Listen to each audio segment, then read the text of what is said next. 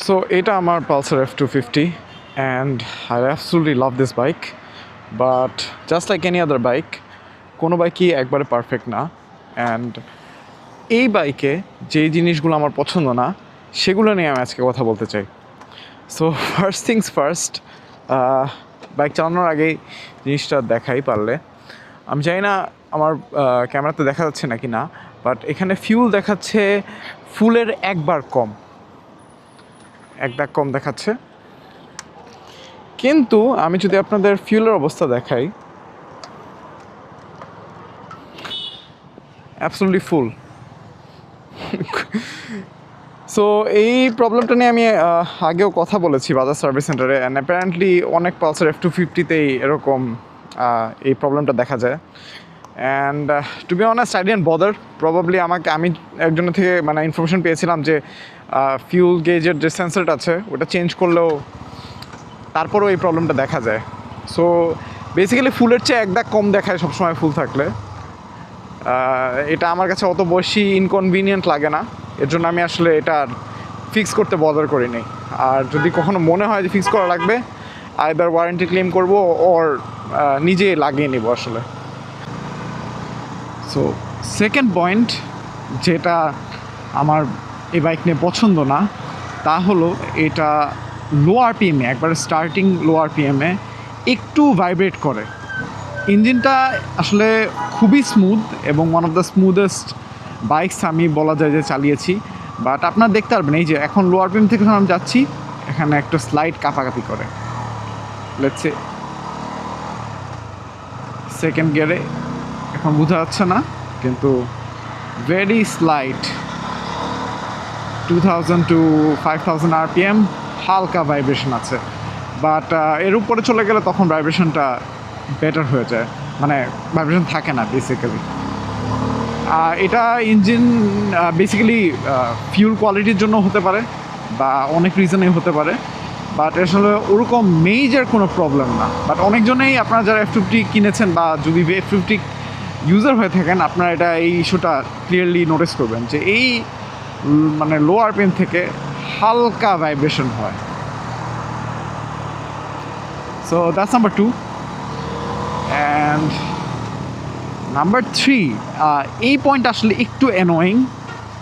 সেটা হলো এইটার যে লুকিং গ্লাসটা আছে, ফার্স্ট অফ অল এটার ভিউ অত ভালো না। এর জন্য আমি এই যে সাইড কি কনকেভ মিররগুলো লাগিয়ে নিয়েছি যেন আমি সাইডে একটু বেটার দেখতে পাই। ফার্স্ট অফ অল এটা মিররগুলো অত ভালো না, আপনার ভিউ অত ওয়াইড না।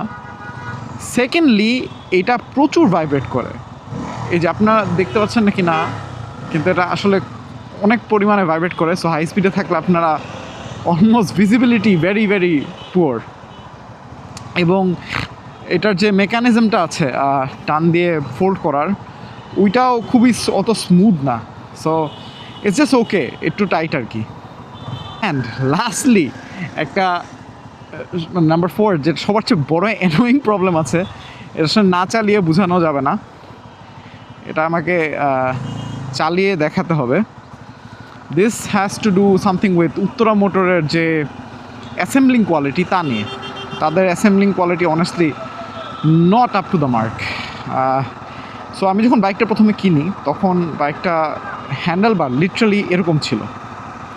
সো এরকম থাকলে যেটা হবে, ডান দিকে ছিল আর কি, এটা এরকম হবে, এটা কাউন্টার স্টিয়ারিং বলে। আপনি যে হাত ছেড়ে দেন বাইকটা বাম দিকে যাবে। তো প্রথমে আমি বাইকটা আসলে মোনাক ভাইয়ের কাছে তখন স্টকে ছিল না, এটা স্টক আপ হয়ে গেছিলো। তো আমি মালিবাগ থেকে কিনেছিলাম, কিনার বাসা আসার পথেই দেখি হ্যান্ডেলবার অ্যালাইনমেন্ট পুরা মানে অফ সেন্টার। অ্যান্ড আমি তাদের ফোন দিই, তো ফোন দিয়ে বলে যে ঠিক আছে সার্ভিস সেন্টারে নিয়ে যান। তো এই খিলগাঁয়ে যে সার্ভিস সেন্টারটা আছে তাদের কাছে নিয়ে যাই, তারা বলে ভাই আমরা কিছু করতে পারবো না, না বুঝে না নাকি কি হোয়াট এভার ব্লা ব্লা ব্লা ইয়ারা। তারপরে আমি মোনাক ভাইয়ের কাছে নিয়ে যাই, সেখানেও আসলে ট্রাই করে ওনারা, এবং মোনাক ভাই অবভিয়াসলি অলওয়েজ আন্তরিক, কিন্তু প্রপারলি সলিউশন দিতে পারে না। ফাইনালি আমি মানে এত ফ্রাস্ট্রেটেড অ্যান্ড পিসড হয়ে যায় ওদের উপর যে ফাইনালি আমি ওদের তেজগাঁওতে যাই এবং ওদের মেইন সার্ভিস ইঞ্জিনিয়ার যে তাকে দেখাই। তাকে দেখানোর পরে সে ইস্যুটা মোটামুটি বুঝতে পারে হালকা, এবং বুঝতে পেরে ওই টিয়ের জায়গা যেগুলো আছে টিয়ের নাট বোল্টটা খুলে এবং সামনে হ্যান্ডেলবারগুলো খুলে একটু আবার অ্যালাইন করে টাইট করে দেয়, তখন আর কি মোটামুটি জিনিসটা একটু সলভ হয়। তাও it's not entirely perfect.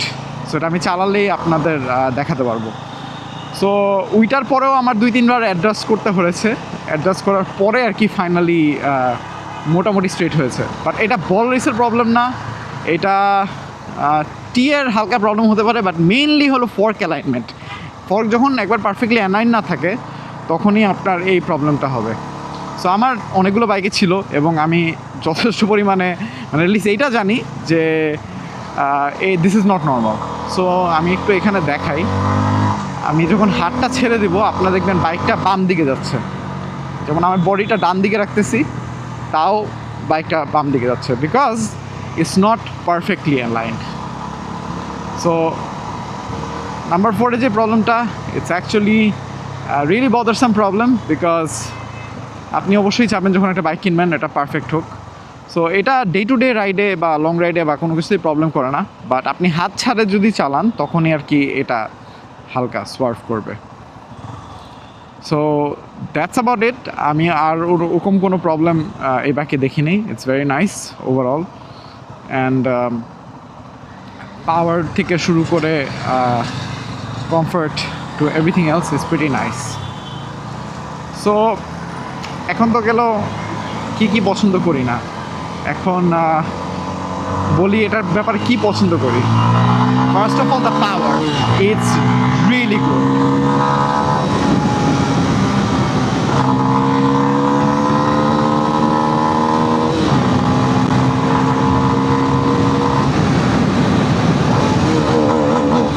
Sorry, it's quite powerful. So power নিয়ে আপনার কখনোই কোনো কমপ্লেন থাকবে না। আমি জিক্সার 250ও চালিয়েছি এবং আরও কয়েকটা সিএফ মোটো 300NK, সিএফ মোটো 300SR। উইটার মতন পাওয়ার আপনি অফকোর্স এটাতে পাবেন না, but it's much more powerful than most bikes out there. So definitely more powerful than most Yamahas, and R15ও এটা 0 to 120 পর্যন্ত R15 এটা ধরে রাখতে পারে না।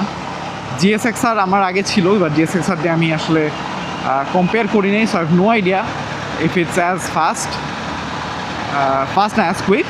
সো টপ এন্ডে অবভিয়াসলি 6 গিয়ার যেই বাইকগুলো আছে ওইটা will eventually overtake this, because এটা 5th গিয়ারে 148 149 এরকম যাওয়ার পরে আর কি আরপিএম লিমিটার হিট করে ফেলায়।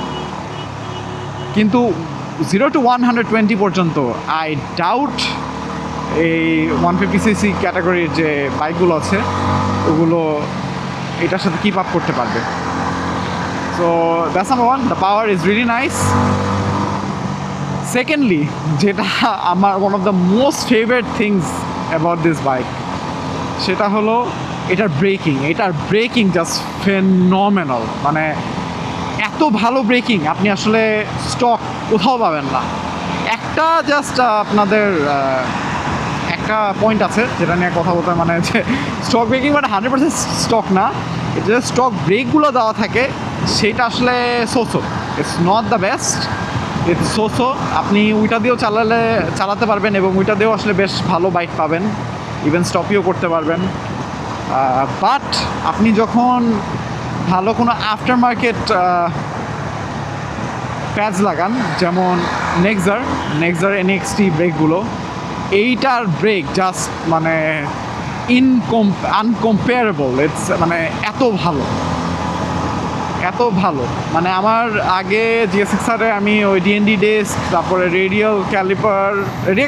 রেডিয়াল মাস্টার সিলিন্ডার, তারপরে আফটার মার্কেট ব্রেকস, প্যাডস অ্যান্ড সব কিছু ভালোভাবে ব্লিড করেও যেই পারফরমেন্সটা পেতাম, আমি এটার স্টকে জাস্ট ওই প্যাডগুলো চেঞ্জ করে আর কি ওই ব্রেকিং পারফরমেন্সটা পাই। তো আমি দেখেন আমি কিভাবে আর কি স্লো ডাউন করলাম, ইটস ফেনোমেনালি গুড। এবং এবিএসটাও ইন্ট্রুসিভ না যে আপনি হার্ড ব্রেক করলেন আর এবিএসটা কিক ইন করে। সো এখানে রাইডিং এবিএস মোড আছে, এখানে রোড আছে, তারপরে আপনার রেইন মোড আছে, আরেকটা আছে off-road mode. Off-road mode maybe আমার থামিয়ে তারপর আর কি অ্যাক্টিভেট করতে হবে। তো অফরোড মোডে একটা ইন্টারেস্টিং জিনিস করা যায়। অফরোড মোডে ফার্স্ট অফ অল আপনি যদি অফরোড মোডে দিয়ে দেন, তখন যেটা হবে পিছনের এবিএসটা ডিসএঙ্গেজ হয়ে যাবে। সো আপনি পিছনের হুইলটা লক আপ করতে পারবেন। সেটা অফরোডে অবভিয়াসলি খুবই হেল্পফুল। আর আপনি যদি নিজেও একটু কনফিডেন্স ইন্সপায়ারিং রাইডিং করতে চান, সেটার ক্ষেত্রেও এটা বেশ হেল্পফুল। এই অফরোডে এসেছে, সো এটা করা যায় আর কি।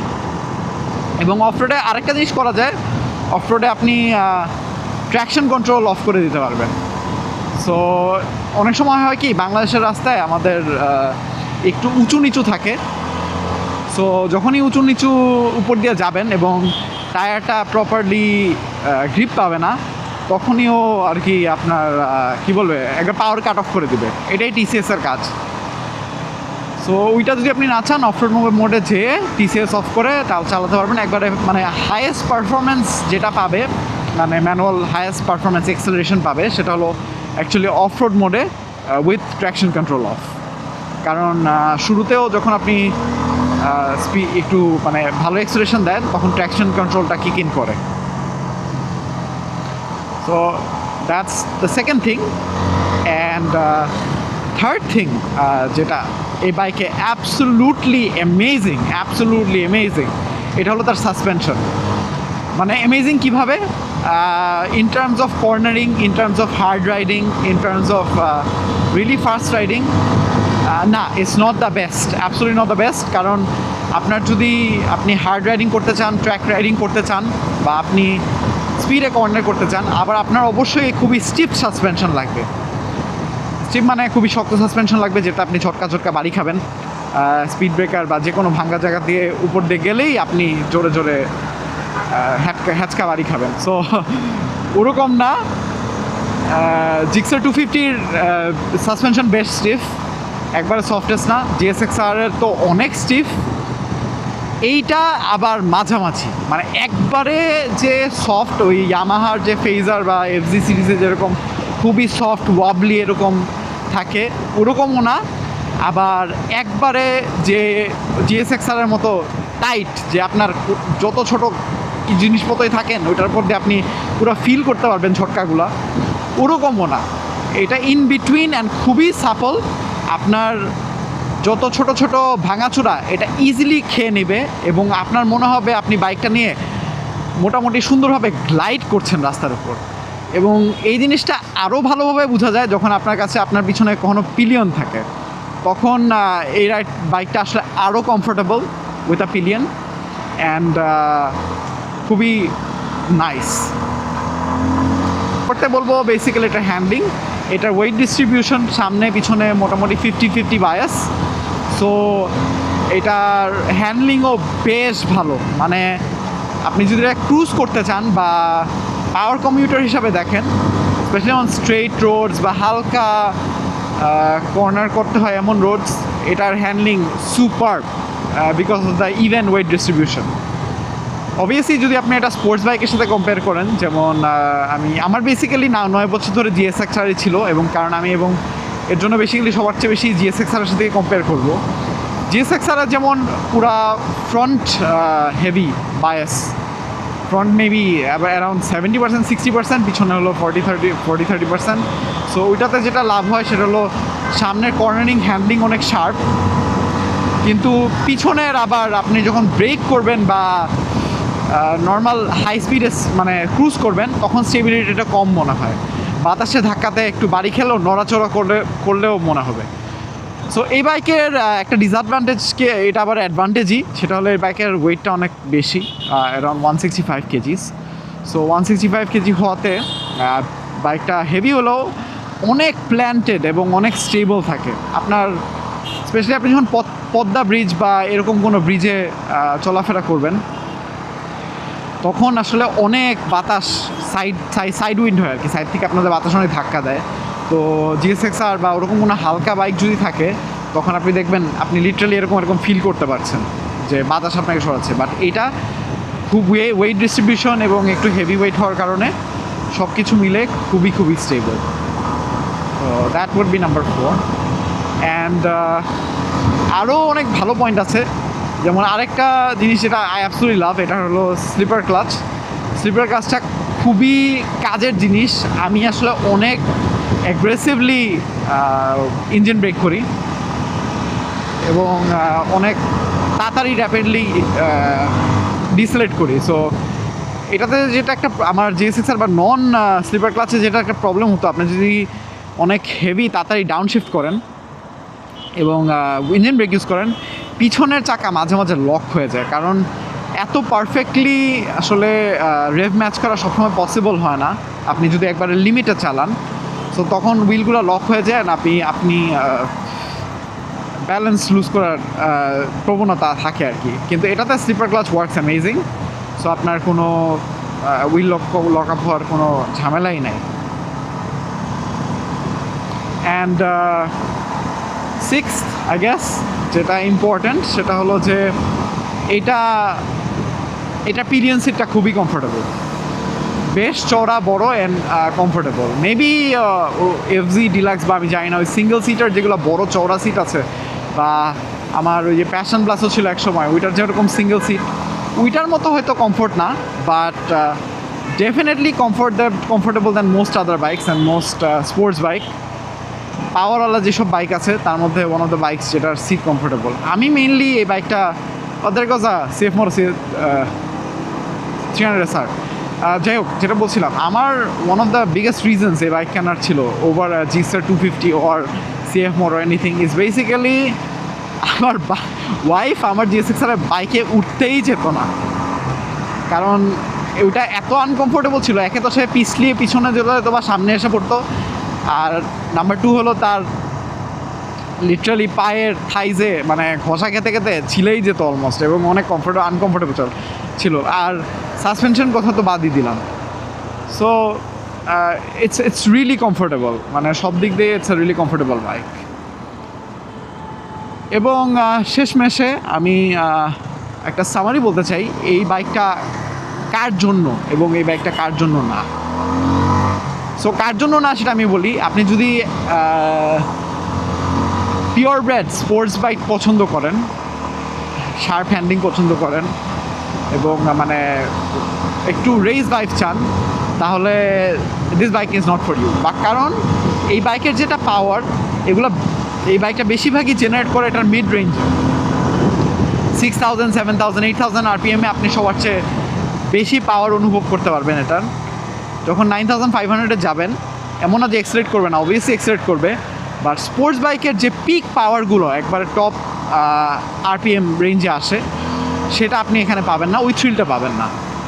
সো তখন একটু এটাকে মানে কেমন জানি স্টেরাইল বা মানে মনে হতে পারে যে অত এক্সাইটিং না, কারণ একবারে রিভ লিমিট হিট করে ওইটাতে পাওয়ার এসে পুশ করার যে একটা অ্যাড্রেনালিন রাশ, ওইটা কোয়াইট ডিফারেন্ট। এবং যারা এক্সপিরিয়েন্স করেছেন সেটা, তাদের কাছে অবভিয়াসলি এটাই ওরকম অ্যামেজিং লাগবে না। বাট এই বাইকটা কাদের জন্য? বেসিক্যালি আপনার যদি অলরেডি একটা স্পোর্টস বাইক থাকে বা আপনার অন্য বাইক থাকে এবং আপনার একটা কমিউটার লাগে, যেটা অনেক মানে বেশ পাওয়ারফুল একটা কমিউটার, হ্যান্ডলিং ভালো, আপনি চাইলেও পাওয়ারের কোনো কমতি আপনার মনে হবে না, আপনার হ্যান্ডলিংয়ে কোনো কমতি মনে হবে না, আপনার ব্রেকিংয়ে কোনো কমতি মনে হবে না, তাহলে this bike is perfect for you. This bike is actually a power commuter, or আপনি বলতে পারেন যে kind of a tourer, road tourer bike. So ওই হিসাবে যদি নেন, তাহলে আপনার এই বাইকটা মনে হবে একবারে 10-এ 10, মানে there is absolutely nothing to complain about. So আরেকটা জিনিস যেটা আপনার একটু অ্যানোয়িং লাগতে পারে, সেটা অ্যানোয়িং লাগবে না আসলে ওরকম, সেটা হলো এই বাইকটা একটু হিট হয়। আপনি যদি এইটা বেসিক্যালি এরকম ওপেন রোডসে না চালান, একটা ট্রাফিকে, মানে আমাদের যে বাম্পার টু বাম্পার ট্রাফিক বলে, একবারে মানে 5 কিলোমিটার জাস্ট কোনো ওরা ঠেলে ঠেলে যাচ্ছি, ওই সব ক্ষেত্রে যে কোনো স্পোর্টস বাইকই বা যে কোনো এরকম টাইপের বাইকই আপনার হিট মনে হবে। So I think this is one of the most underrated bikes in Bangladesh, and honestly speaking আমি চাই যেটা আন্ডাররেটেডই থাকুক, কারণ বেশি মানুষ কিনে ফেললে না জিনিসটা কেমন জানি হয়ে যায়। সো আমি একটু স্লো চলে যাই বাইকটা নিয়ে। হ্যাঁ, সো যেটা বলছিলাম সেটা হলো যে রাইট, সো আমার জিএসএক্সের জন্য যখন আমি প্রথমে কিনি 2017 সালে একবারে ফার্স্ট দিকে, তখন আসলে জিএসএক্সের মানুষ পছন্দই করতো না বলতে গেলে। R15 and CBR ফ্যান বেশি ছিল, অ্যান্ড বেসিক্যালি আপনার জিএসএক্সআরকে বলতো আরে এটা কী বাইক, এত চিকন চাকন, এটা কোনো বাইক মনে হয়, খেলনা মনে হয়, ব্লা ব্লা ইয়ারি ইয়ারি ইয়ারা। সো তারপর তো এখন ভাই জিএসএক্সআর পুরো ছাত্রীদের বাইক হয়ে গেছে। আপনি 300 ফিটে আসলে দেখবেন more than R15, more than CBR, ছাত্রীদের ফেভারিট বাইক হলো জিএসএক্সআর। ফার্স্ট অফ অল আগে এটা প্রাইস একটু কম ছিল এবং এটার পারফরমেন্স টু ভ্যালিউ রেশিও অনেক ভালো। সো এটারও performance to value ratio is wide good. So I don't want this to be a ছাপড়ি বাইক, বিকজ এইটারও মানে এভরি পোটেনশিয়াল আছে টু বিকাম আ ছাপড়ি বাইক, কারণ এটা পাওয়ার খুবই ভালো, হ্যান্ডলিং ভালো। সো কেউ যদি এটা দিয়ে ছাপড়িগিরি করতে চায়, মানে টানাটুনি করতে চায় ওইভাবে, এটা definitely very good choice. But I don't want যে এই বাইকটা ফাইনালি ছাপড়ি বাইক হয়ে যাবে। সো এটা গেল কথা, এবং কিছু কথা বেসিক্যালি অফিসিয়াল সার্ভিস সেন্টার নিয়ে এবং উত্তরা মোটরস নিয়ে। To be honest, I am really not satisfied with the Uttara মোটরসের সার্ভিস। তাদের সার্ভিস তারা মান্ধাতার আমনে পড়ে আছে।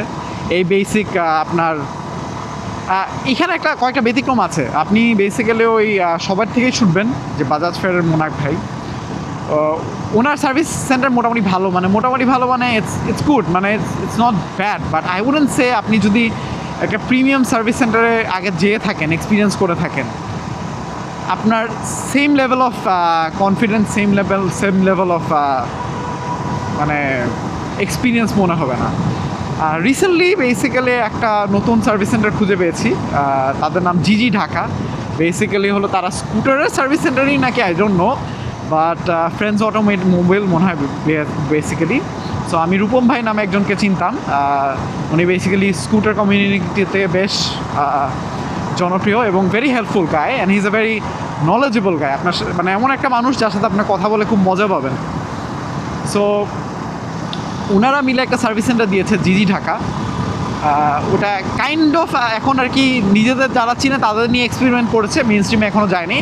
বাট আমি আপনাদের সাজেস্ট করবো, যদি আপনাদের কখনো প্রপার মানে ভালো সার্ভিস কি মানে কীরকম হওয়া উচিত দেখা উচিত, তো এরকম কোনো সার্ভিস সেন্টারে যাওয়া উচিত। ইভেন মোটরপ্লেক্সও অনেক ভালো ছিল, কিন্তু mister Sabuj when he was not that famous, আমি আমার সবসময় আমার বাইক তার থেকে সার্ভিস করতাম, and he was very good guy and he was very amazing.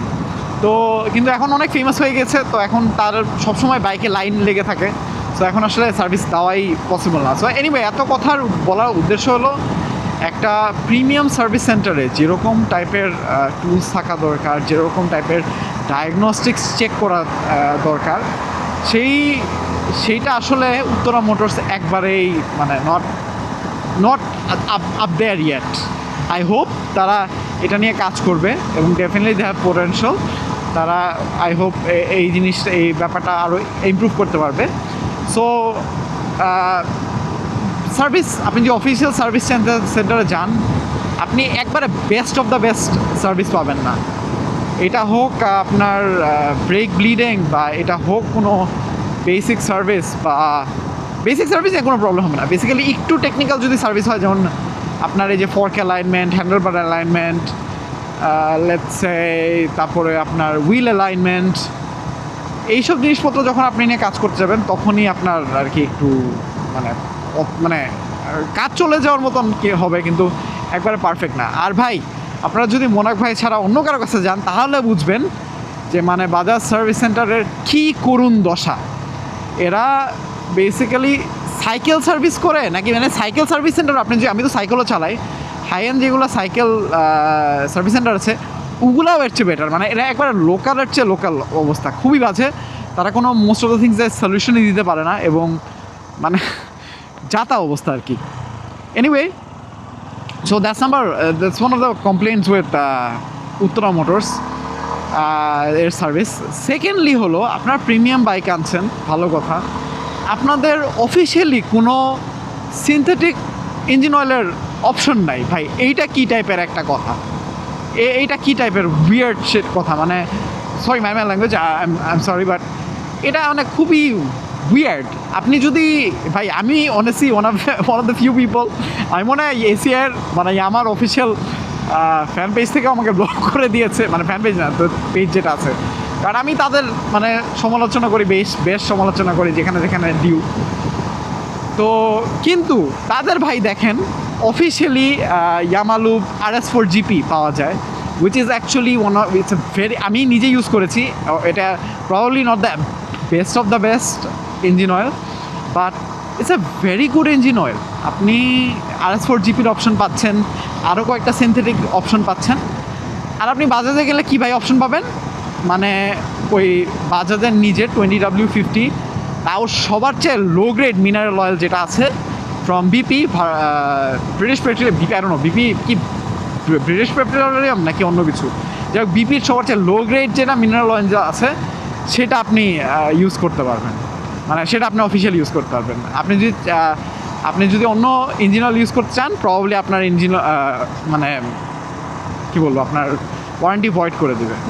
But ওই ইঞ্জিন অয়েলটা এত বাজে, মানে আপনি যদি একটা ester group 5 ester engine oil use করেন প্রপারলি, আপনি দেখবেন যে আকাশ পাতাল ডিফারেন্স। ওইটাতে ইঞ্জিনটা বেশ ভারী মনে হয়ে থাকে। আপনার যখন এটা হিট হয় তখন পুরা ক্যারেক্টারিস্টিক্স চেঞ্জ হওয়া শুরু করে এবং মানে প্রচুর হিট হয়। আপনি যদি মডেল 7100-এর মতন একটা ester base engine oil use করেন, তখন আপনি দেখবেন যে ভাই একটা আকাশ পাতাল ডিফারেন্স। আমার ইঞ্জিন ওরকম হিট হচ্ছে না, ইঞ্জিন স্মুথ রান করছে এবং মানে পুরা গিয়ার শিফটিংয়ের এক্সপিরিয়েন্স আলাদা, সব কিছু আলাদা। So this is something they need to improve on. এমন না যে মানে বাজাজ ইন্ডিয়া আপনার সিনথেটিক অপশন প্রোভাইড করে না, তারাও করে, but I don't know what's wrong with বাজাজের অফিসিয়াল সার্ভিস সেন্টার্স। এটা হলো তারা বেসিক্যালি আপনার কোনো ফুল 100% সিনথেটিক অপশন দেয় না। So that's about it. এবং আই অ্যাবসোলিউটলি মানে পরিশেষে বলতে চাই যে ছোটোখাটো যে প্রবলেমগুলো আছে এগুলো আসলে সব কোনো বাইকই পারফেক্ট না, but I absolutely love this bike. মানে এটার রাইডিং পশ্চার খুবই আপরাইট, আপনি অনেক কমফোর্টেবলি বসে চালাতে পারবেন, লং ডিস্টেন্স আপনি অনেকক্ষণ ধরে চালাতে পারবেন without any back pain, without any wrist pain, without anything, এবং খুব স্টেবলভাবে চালাতে পারবেন। সো আপনাদের যদি আরও কোনো প্রশ্ন থাকে পালসার F250 নিয়ে, বা আপনারা জানতে চান এটার ব্যাপারে আরও বেশ কিছু, তো আমাকে কমেন্টে লিখলেই হবে, আমি চেষ্টা করবো আপনাদের উত্তর দেওয়ার। বা আপনি আমাকে ফেসবুকেও ডাইরেক্টলি রিচ আউট করতে পারেন, আমি যত সম্ভব আমি জানি মানে যদি জানি ওটা নিয়ে আপনাদের হেল্প করার ট্রাই করব। ও আরেকটা জিনিস বলতে ভুলে গেছি, যেহেতু সকালে চালাচ্ছি এর জন্য মনেই ছিল না, এইটার হেডলাইট আসলে খুবই বাজে। পালসার N160 N250-তে যেমন হেডলাইটটা ওয়ার্ল্ড ক্লাস, মানে ওইটার উপর কোনো হেডলাইটই হয় না, একইভাবে এটার যে হেডলাইট আছে ততই খারাপ, মানে অলমোস্ট আপনি কিছুই দেখবেন না। আমার ইউনিটটা ফল্টি না, আমি জানি অনেকজনের ইউনিটটা ফল্টি এসেছিলো, কিন্তু not good at all. So আপনার ফগ লাইট লাগাইতেই হবে। অ্যান্ড আমি রেকমেন্ড করবো আপনি কোনো ওই চিপ সস্তা এফএনএমও ভালো আর কি, খারাপ না, কিন্তু ওইসব না গিয়ে একবারে ব্র্যান্ডের, যেমন আমার ঠিক মনে নাই, আমারটা তো মোটোওলফ খুবই ভালো, এবং আরও কয়েকটা ব্র্যান্ডের অফিসিয়াল ব্র্যান্ডদের ফগলাইট পাওয়া যায়, ওগুলো কিনতে পারেন। কারণ আপনি যদি লং রাইডে যান, নাইট রাইডে যান, আপনার তখন অবশ্যই একটা ভালো ফগ লাইটের প্রয়োজন হবে। হাইওয়েতে বেসিক্যালি এটা একবারেই ফিজিবল না, এটার যে স্টক লাইট আছে।